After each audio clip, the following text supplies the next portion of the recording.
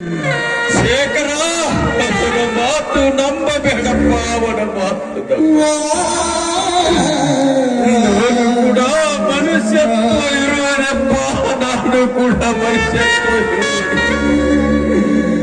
ಶೇಖರ.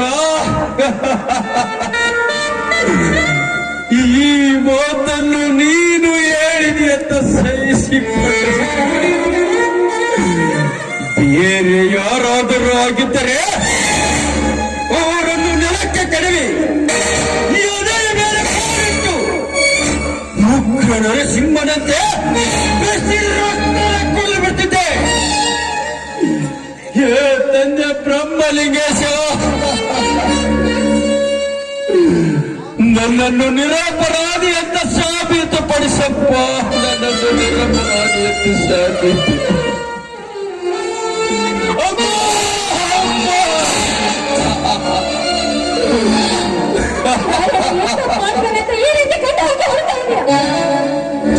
ತಂಗಿ, ನಮ್ಮ ಅಡಿಕೆ ತೋಟವರು ಕಡಿದು ಹಾಕಿರುವ ಚಾಂಡಾಲಿಗುನೇ ತಂಗಿ. ನನಗೆ ವಿಷಯ ಗೊತ್ತಾಗಿದೆ. ಅಣ್ಣ, ಆ ಮಾಲಿಕನ ಮಾತು ನೀವು ನಂಬೇಡ ಅಣ್ಣ. ಅವನೊಬ್ಬ ದುಷ್ಟ ವ್ಯಕ್ತಿ. ఆయన ಹಾಲು ಬಂದದಲ್ಲಿ ಹಾಲು ಬಂದ ಜನರು ನಮ್ಮ ಮನೆಗೆ ಯಾವತ್ತೂ ವಿಷ ಹಾಕೋದಿಲ್ಲ. ಅವನ ಮಾತನ್ನ ನೀನು ನಂಬೇಡ. Once more Savitra, once more. ನಿನ್ನ ಬಾಯಲ್ಲಿರುವ ಬಂದ ಮಾತುಗಳನ್ನು ಕೇಳಿ ಸಂಕಟದಲ್ಲಿದ್ದ ನನಗೆ ಸಕ್ಕರೆಯದಿದ್ದಂತಾಯ್ತು ಸವಿತ್ರ. ನಾನು ಯಾವ ತಪ್ಪು ಮಾಡಿಲ್ಲ, ಮಾಡುವುದೇ ಇಲ್ಲ. ಸುಮ್ಮನೆ ಮೈ ಮೇಲೆ ದೆವ್ವ ಬಡಿದವರೆಂತೆ ವರ್ತಿಸುತ್ತಿದ್ದಾರೆ ನಿನ್ನ. ಹೌದಪ್ಪ ರಾಯಣ, ಹೌದು.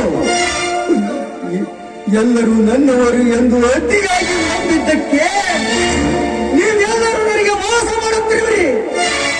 ಇನ್ನು ಮುಂದೆ ನಿಮ್ಮಂತ ನೀಚ ಬುದ್ಧಿಯವರನ್ನು ನಂಬಲೇಬಾರ್ದಪ್ಪ, ನಂಬಲೇಬಾರ್ದು.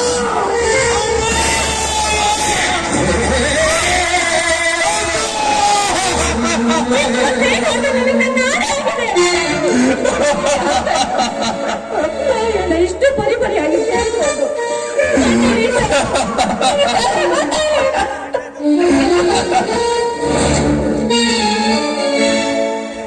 ಶೇಖರ್ ಅವ್ರಿ, ನಮಸ್ಕಾರಗಳು.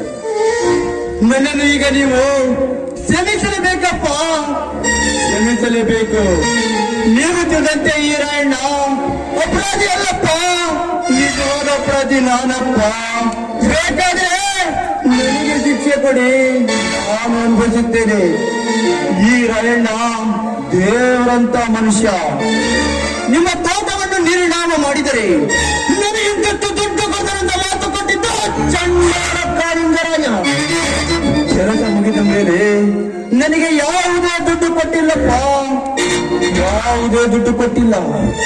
ನಿಮಗೆ ಸಮಾಧಾನವಾಗುವವರೆಗೂ ನನ್ನನ್ನು ಹೊಡೆದು ನಿಮ್ಮ ಸಿಟ್ಟನ್ನು ತೀರಿಸಿಕೊಂಡು ಬಿಡಪ್ಪ, ನಿಮ್ಮ ಸಿಟ್ಟನ್ನು ತೀರಿಸಿಕೊಂಡು ಬಿಡು. ಸಾಯೋ ತನಕ ನಿಮ್ಮ ಮನೆ ಹಾಳಾಗಿ ದುಡಿಯುತ್ತೇನಪ್ಪ, ನಿಮ್ಮ ಮನೆ ಹಾಳಾಗಿ ದುಡಿಯುತ್ತೇನೆ. ಶೇಖರ್ ಅವರೇ, ಈಗ ನನ್ನನ್ನು ಕ್ಷಮಿಸಲೇಬೇಕಪ್ಪ, ಕ್ಷಮಿಸಲೇಬೇಕು. ಶೇಖರ, ನಾನು ಎಂತ ಮನುಷ್ಯನಂತ ಈಗಲಾದರೂ ಸತ್ಯವೇದ ಅರ್ಥವಾಯಿತೇನಪ್ಪ. ನಿನಗೆ ಆ ದೇವರು ಒಳ್ಳೇದು ಮಾಡಲಪ್ಪ, ದೇವರು ಒಳ್ಳೇದು ಮಾಡಲು.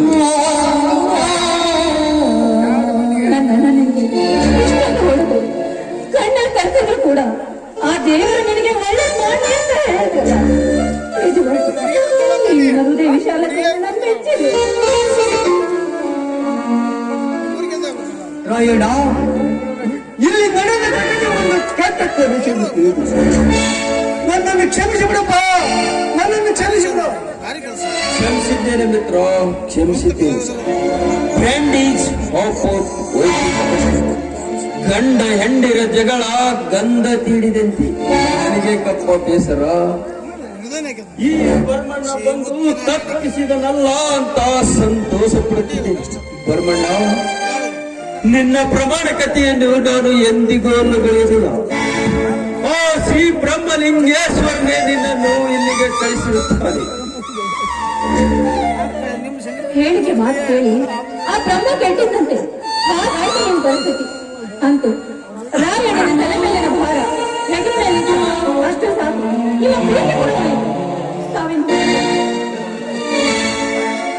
ಇನ್ನು ಮುಂದೆ ಆ ಕಬಡ್ಡಿ ಕಾಲಿಂಗ ರಾಯನ ಜೊತೆ ಕಾಗಟ್ಟಿ ಶತ ಪ್ರಯತ್ನ ಮಾಡುತ್ತೀರಿ. ಬರ್ಮ್ಯಾ? ನಾವು ಸುಮ್ಮನಿದ್ದರು ಈ ಊರಿನ ಜನ ನಿಮ್ಮನ್ನು ಸುಮ್ಮನೆ ಬಿಡುವುದಿಲ್ಲ. ಮೊದಲು ನಿನ್ನನ್ನು ಪೊಲೀಸರಿಗೆ ಒಪ್ಪಿಸುತ್ತೇನೆ.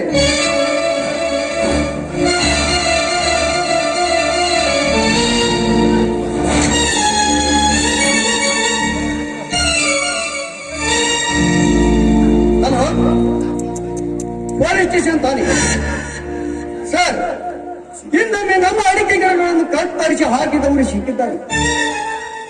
ಊರಿನ ಜನರು ಸೇರಿ ಅವನನ್ನು ಕಳಿಸುವುದಕ್ಕಿಂತ ಮೊದಲೇ ನೀವು ಬಂದು ಅವನನ್ನು ನಿಮ್ಮ ವಶಕ್ಕೆ ಪಡೆದುಕೊಳ್ಳಿ.